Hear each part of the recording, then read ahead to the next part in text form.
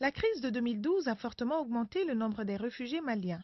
Plus de 140 000 personnes, dont une majorité de femmes et d'enfants, se sont réfugiées dans les pays voisins, notamment au Burkina Faso, au Niger et en Mauritanie. Aujourd'hui, la situation de ces personnes devient l'une des préoccupations du gouvernement.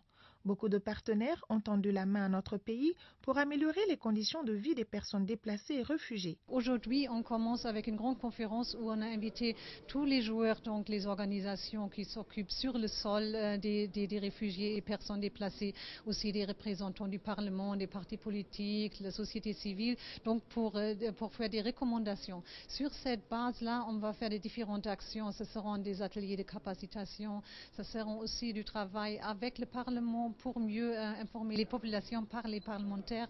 Ce sera aussi des travail avec les jeunes aussi sur les modes d'emploi.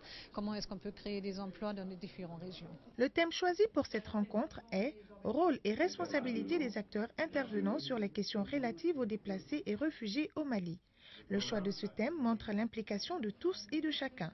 Cet atelier est l'occasion pour nous de définir de façon consensuelle le profil des acteurs, leur rôle, leurs responsabilités pour une meilleure gestion du cas des déplacés internes et des réfugiés retournés. Face à ce défi, notre pays doit revisiter ses stratégies et plans d'action pour y intégrer une plus grande dimension d'équité et de solidarité.